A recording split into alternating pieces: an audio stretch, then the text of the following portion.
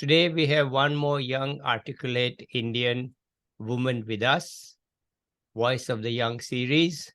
Hello, everyone. Good to be with you again. Today we have Sidra Ali.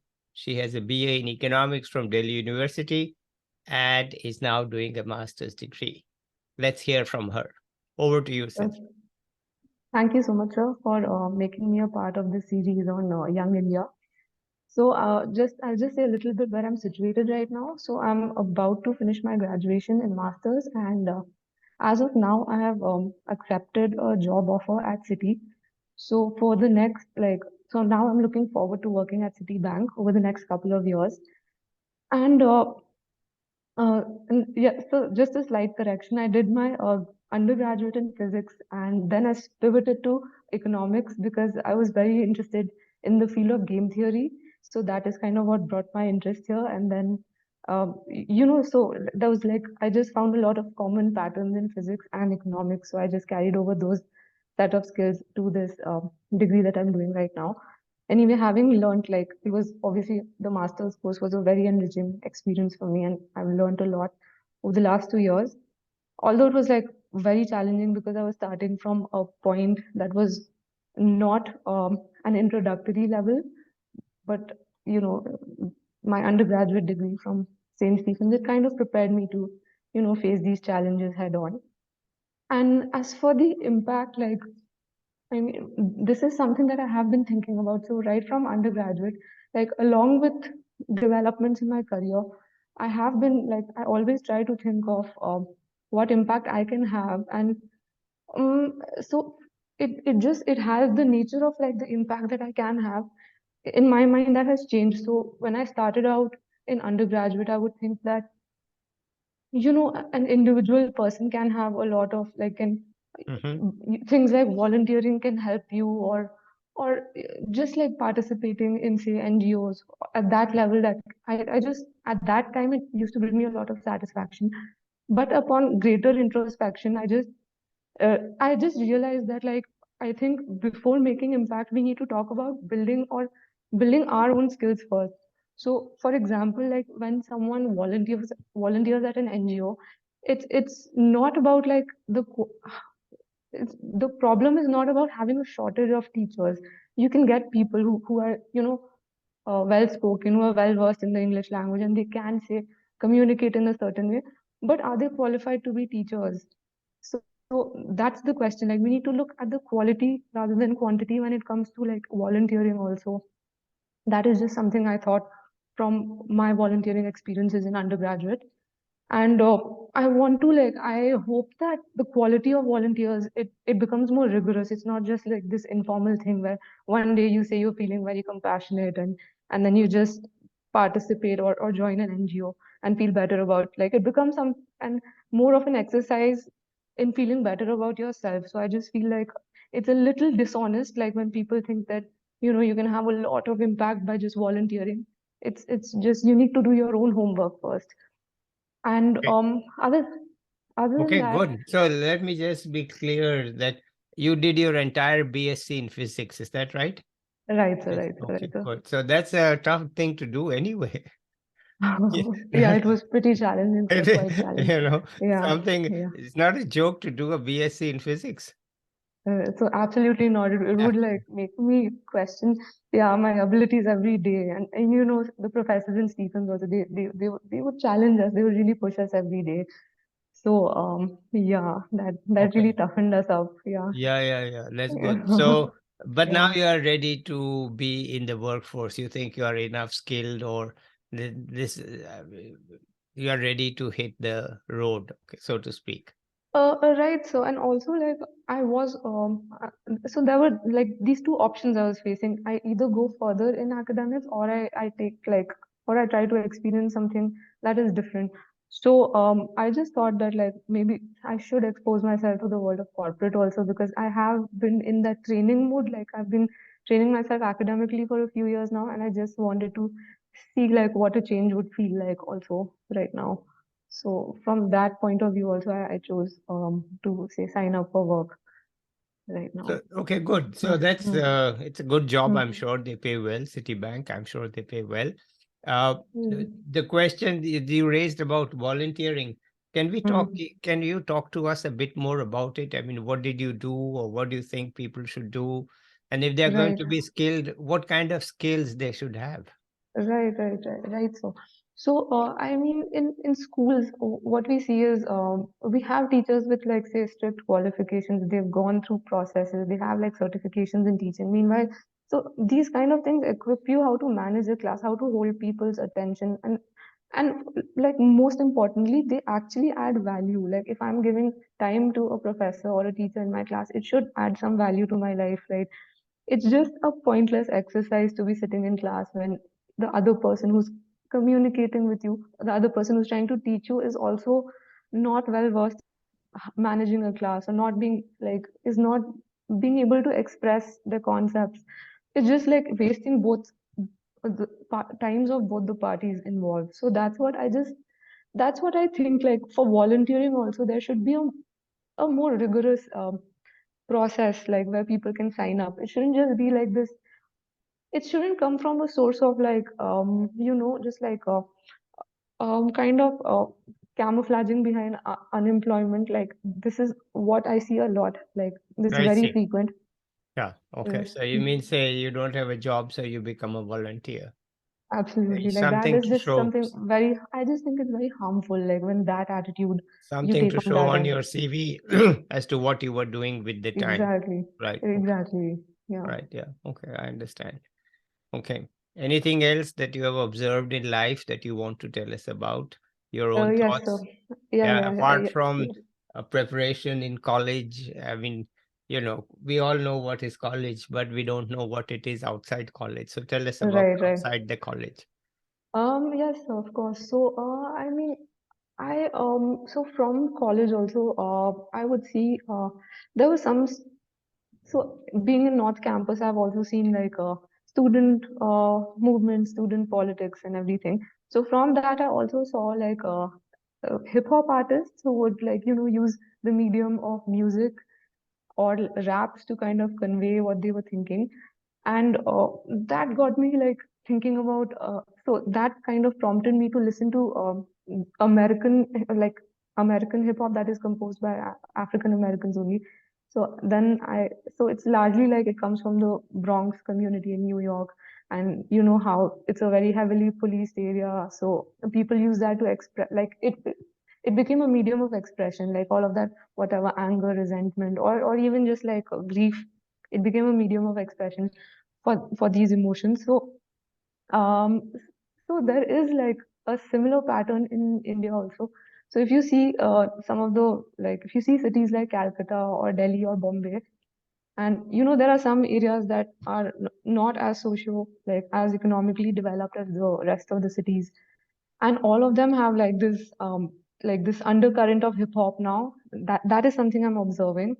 And yeah, and I also used to watch this show which used to highlight how when you consistently engage youth in art and cultural programs, so they are less likely to drop out of schools. They are more likely to perform better in their exams, and they're more likely to go up for further studies also. So this was just very interesting to me because it just showed that, like, a little bit of involvement, like a degree, any degree of involvement in art or culture can like really improve your like just your mental well-being and everything. So I was just thinking that there is already like there is a platform. A platform has already been like set up by artists or the youth living in these like areas, these somewhat neglected areas. It's just maybe like if they receive the right amount of attention and funding, like it could just blow up. It could become like the next big like art. This cultural it could be a cultural movement. So yeah, I just think a lot about that, and yeah, maybe like I would like hope to be able to support that one day. Well, it's So a very interesting idea. I had no knowledge about it. I've never heard anyone talk about it. right, So right, what you're saying is that even if you are going to classes in college in some fashion, right. if you will find a way to express yourself along with others, not Yeah, individually, in a Yes, group along. kind of thing on art Right. and music and culture, then Yeah. somehow it adds to you, and then you can stay in the classes which are tough anyway, right? Right, right. So Absolutely. how do you Mm. handle the tough classes? You handle them by finding comfort and solace and strength elsewhere. Right, But our exactly. So like, colleges are not set up for that at all. right now that's the thing, sir. Right now it's not like set up in that sense. It's everything is very structured and very like I mean there's a very straightforward, like a very singular path to getting, even say society culture or anything like that. But yeah, adding say a sense of informality to it would probably help, you know. It would also just help if everyone, I don't know, took themselves a little less seriously, like when it comes to, maintaining, say, being a part of clubs or societies outside of classrooms. So yeah, that could be a way out. So it But could, in general, yeah, go ahead, also, sir, sorry. yes, sir, but like I was just saying that this culture is missing also because these students cannot make it to colleges, right? The people who are, say, stuck in suppose a particular part of the city that is not does not have enough good schools or whatever, they don't make it to the colleges in the first place. So that's why this culture is just largely missing of Okay. like having.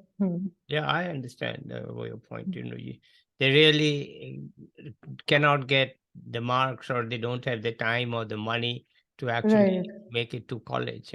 That's how they're right, going to do it. Okay. right, So right, it could be that some non-profit kind of group sets up like an event where young people can right. So actually like setting up, participate. say, yes, centers of culture in these areas, like that would help a lot.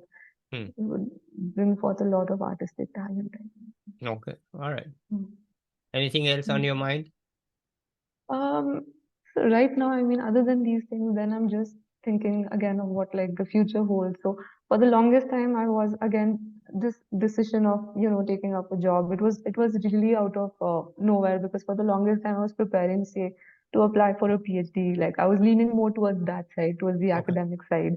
Yeah. And then yeah, I just yeah, so I was working very hard in game theory. I was trying to find the latest, say, research or what the update is there. But and it was pretty interesting. It did, like, I'm not saying that it doesn't hold any kind of appeal. It still holds a lot of appeal for me, but just right now I think I could maybe learn I could like enrich my experiences a little more by, say, participating in something like a little different from academics.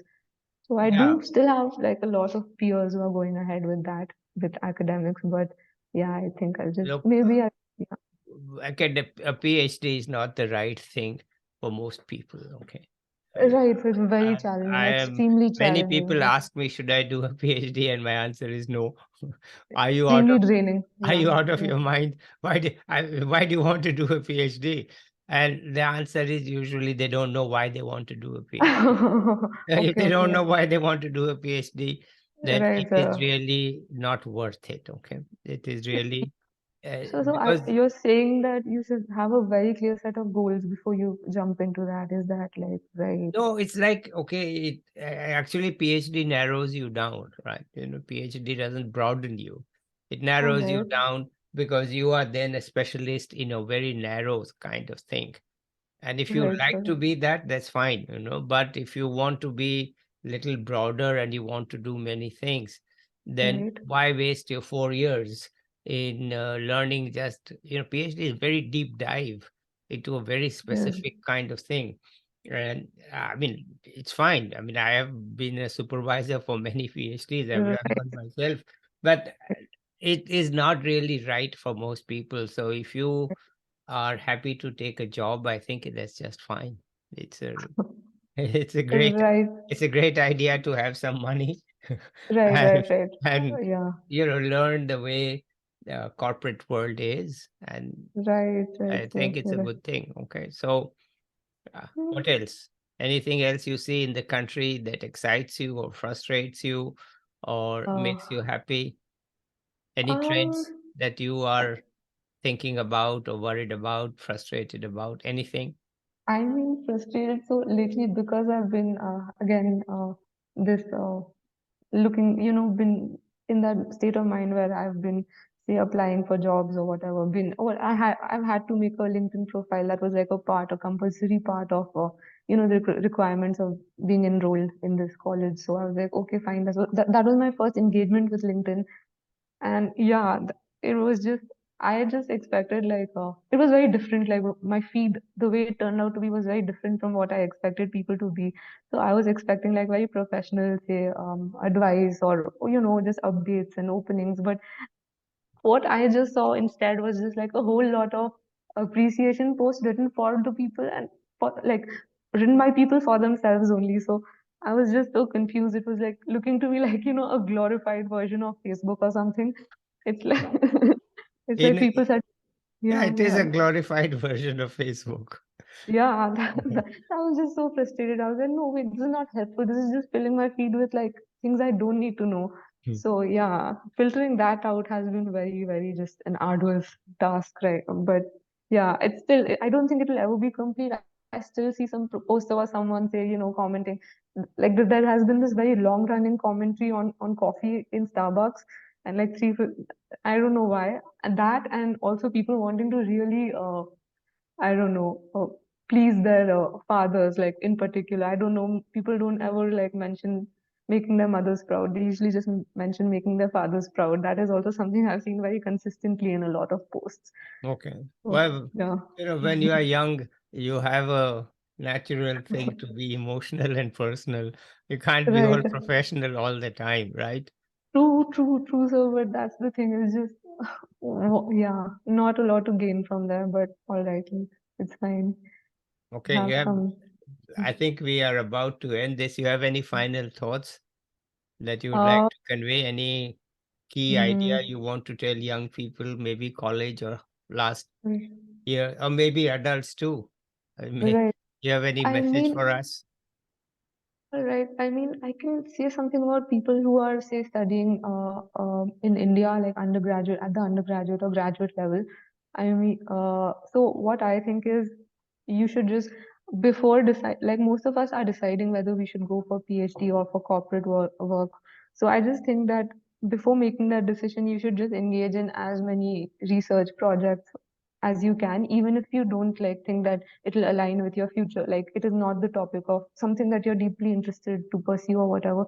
If you just, I just feel like you should, acquaint yourself with the process of research before deciding what you want to do with your life, with like your future. That is like you learn a lot about how you operate, like your mental capacity, like whether you're the type to do research or whether you'd be better off in, like you said, so you mentioned, like in a broader area. So you gain a lot of insight about that.